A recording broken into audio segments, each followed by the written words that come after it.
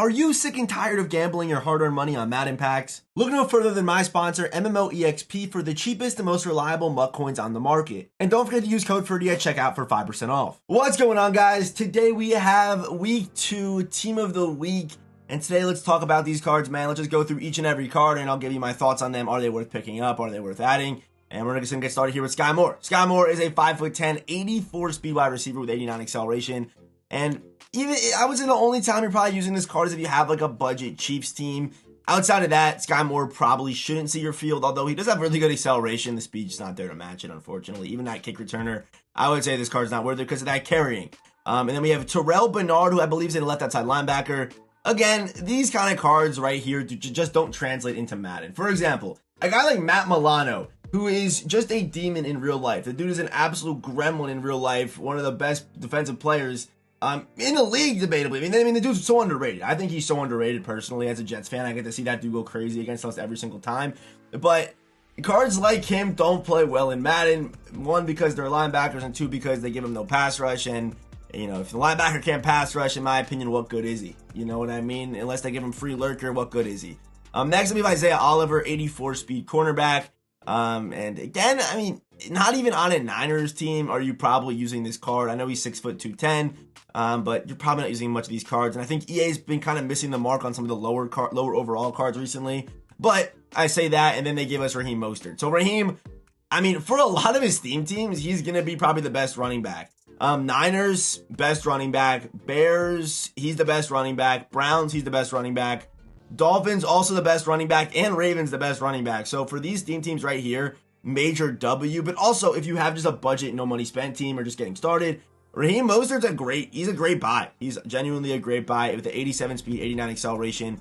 You're not going to be able to really shake guys with him. And honestly, if I'm using this card, I'm probably going to put it on conservative just because his carrying's a little bit low. And it's not like any move you're going to make is going to be that crazy. So I would just put it on conservative and just hard cut. I know fumbling's not that big of an issue this year, but with Raheem and having an under 80 juke move, just use him north and south and maybe hard cut with him. That's what I would say I would do with this card. And I really hope I didn't forget any running backs that, you know, played for that got upgrades for these teams. But I believe Raheem is the best on all these teams. I can't think of any. I like Khalil Herbert, CMC here, but I think he's better than CMC, especially on a theme team. I mean, 88 speed on the running back. That's Bo Jackson level on the theme team. Next up, we have Jason Pinnock, who's a Giant and Jet legend. And this card actually looks pretty good, man. I mean, he's 6'1", 204. On a theme team, 87 speed. He can be a really good user. As a user, this card could be the truth. I know he has some issues as far as tackling goes, but coverage, you know, he can lurk if you need him to. And what I mean when I say that is if you accidentally click off of him, or if you're using two users, kind of two sub linebackers, then he can play by himself in that box for sure. Over the top, the card, you can definitely use him over the top if you need to. But I wouldn't recommend it, even with, you know, especially 86 speed. No theme team probably wouldn't do that, but on a theme team, yeah, I think you can play him over the top for sure with that 87 speed, 89 acceleration. But, you know, good size. Tackling, which was a little bit better, I won't lie, but good in coverage, good size, good speed. And right now, for an 85 overall, that's pretty tough to beat. That's a pretty solid looking card right there. So next up, we have Sam Howell, who probably won't ever see the field for anybody and will probably just be used to complete Mike Evans sets. Sam Howell, even if you have a Commanders team, RG3 is better. Even if you want to use him for a budget, no money spent team, he's still going to go for about 90K. So Sam Howell probably will never be used, if that makes sense. Like, he just won't. Like, there's no scenario where I think this card will be worth it to anybody unless you're a huge Sam Howell fan, or maybe his brother or his mom or something like that. You're probably not using this card. He does have a Slinger 5 release, which whenever I see Slinger, I get excited. Slinger releases are always good, especially early game, before we kind of have a lot of gunslingers and things like that. I like Slinger releases a lot. So, Sam Howell, actually a pretty solid looking card, unless he was like going for 40 to 50K, you know, but he's not. You know, I would not touch him with a 10-foot pole, regardless of, you know, what you're doing. Like, whatever you're doing, I don't care. So, next up we have DeAndre Swift. DeAndre Swift is one of the best cards that came out today because he's a running back. And before DeAndre Swift, we didn't have an 87 plus upgrade to a running back in the last 2 weeks. And our last upgrade was 85 speedy Emmanuel Wilson. So in reality, our last top tier running back upgrade was in August. It is almost October right now, boys. I don't know what EA is doing at running back, But if you've played MUT, you've played against his Bo Jackson card. I mean, 1,000 times probably. Like, I know I'm probably exaggerating, but you know what I mean? Everyone has Bo Jackson. His price is very affordable, and he's the best in the game right now. And I still think that even though DeAndre Swift is in the game, because DeAndre Swift does definitely lack the power stats and versatility as far as abilities go. Doesn't get RB Apprentice, doesn't get Tank, or no, sorry, not Tank, Bruiser, but does get Jukebox. So if you want an elusive guy, he's your guy, man. And he's 5'8", 211. Some people don't like the way that Bo Jackson kind of interacts with the offensive line. They feel like he kind of gets stuck, kind of plays a little bit clunky sometimes. But you're not going to have this problem with Swift, especially with how these smaller backs interact with the offensive line. They can kind of get these glitchy speed boosts. And if you use field pass DeAndre Swift and you like that card, if this card can get pretty close to rental, like 450 to 400, which would be amazing.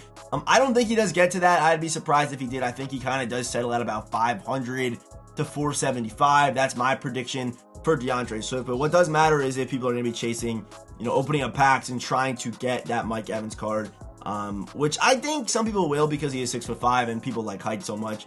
But DeAndre Swift's definitely a big W. An amazing elusive back. Is he better than Bo? No. Is he good? Yes. Next up, we do have another LTD, and that is going to be Chris Jones. If we take a look at the defensive tackle landscape, I think he is still just number 3. I do think Hargrave's better, and I think Sapp is still the best in the game. 90 block shed is just too tough, and also can pass rush in both ways. However, if you can find a way to get Chris Jones to a 90 power moves, this card's going to play a lot better. And I do think Chris Jones will be basically rental, so if you have coin, pick him up, man. And I don't know if his price will go up. I don't know if it will. I mean, it happened with Warren Sapp's LTD, but I don't think this card is as good as Warren Sapp. The one thing that Chris Jones has going for him, though, is his size. I mean, he is 6'6", 300. So you see right here, Javon Hargrave, he's 6'2", which, he's still very wide. And then Warren Sapp also 6'2", but just 6'6" is just plays so much different. That's why guys like DeForest Buckner are so popular whenever they come out, because he's just so big and fills so many holes. But Chris Jones, I think he is still defensive tackle number 3. And if you have a bunch of coins, could be an interesting little investment. I do think he will be basically quick sell today. I'd be surprised if he doesn't get down to that.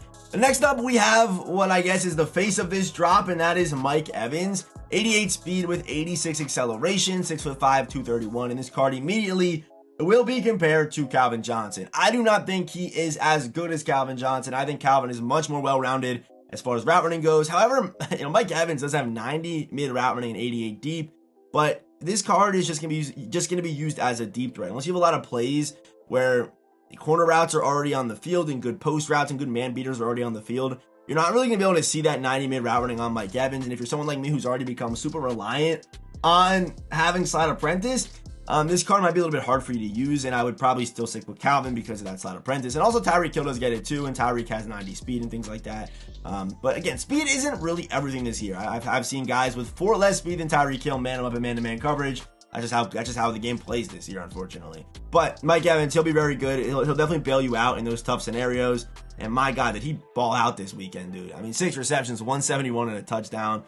They've been going crazy, man. The Buccaneers have been going crazy. They've been going kind of crazy. I want to see them play the Saints and guys like that, but they've been doing pretty good. So Mike Evans, I would probably slot him in at wide receiver number 3.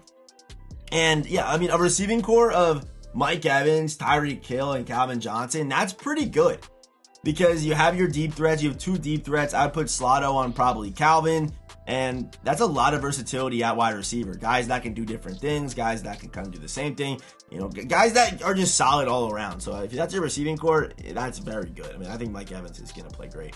I cannot wait to try his card out today. But next up, we have one more card, and that is going to be, I believe, Trey Brown. Trey Brown is 5'10" with 89 speed, which does, I believe, make him the fastest cornerback in the game. So yes, the fastest cornerback in the game. He's a good man-to-man guy. I might try him out. I honestly might try him out. However, I do value height on DBs a lot more than I value the height of receivers. Because to me, the way if you play this game, that cornerbacks kind of can get those glitchy animations, especially if you are shaded underneath, or if you're, even if your zone drops a little too shallow and someone runs a corner out, you kind of get that crazy over the head animation. Although drop picks are very, very, you see them a lot in this game. They're very prominent in this game, these dropped interceptions. Trey Brown with good speed and good man coverage should play well. Even as a tackler, he's okay with good pursuit. But if you're playing man-to-man like I do, I play a lot of man-to-man, I would maybe give this card a try. I would definitely give him a try, especially if you don't have one of the top-tier cornerbacks on a theme team. Give him a stab. I still think guys like Charles Woodson are going to be better because they're just more well-rounded, more practical for people to use. And Deron Bland, I actually never tried this card because he has high zone. And Pat Peach is like a worse Charles Woodson, and that's really how I would break down the corners. To me, my top 5 corners, I would go Cromartie. I like playing man, so I'm gonna go Cromartie, Woodson, Joey Porter, Prime Time are probably my top 4. But then Trey Brown, probably in there at number 5. I think 5'10" hurts him a little bit because of the height. Like I said, I value height on DBs and cornerbacks. But outside of that, the card, I think a man-to-man coverage is going to play okay. Just because if you go for KOs and just go for knockouts and go for swats and things like that, you should be okay. But he might get picked on. Again, you kind of have to see how the card plays, but there's a good chance he gets picked on. And I do think the best card from today's drop is probably DeAndre Swift. I would probably say it is DeAndre Swift, then Mike Evans, then Trey Brown, then Chris Jones. That's how I would order these guys. As far as must-haves go, is there any must-haves on here? If Chris Jones gets down to rental and you have the coin, I would say just add him to your team as a rental. It doesn't hurt. I mean, the card's going to play well, so maybe he's like a must-have. But if you have Bo Jackson, Bo's still better. If you are sick of Bo Jackson, try out DeAndre Swift. But is Mike Evans a must-have? If you have Calvin and Tyreek Hill and you have a 25 theme team and you're using one of those receivers, then probably not. But if you have room, yeah. I mean, like I said, that receiving core of Tyreek Hill, Calvin Johnson, Mike Evans is super, super nice. A good mix of guys right there. So, yeah. Of course, let me know who you guys are adding to your team today. And as always, I will see you boys in the next one.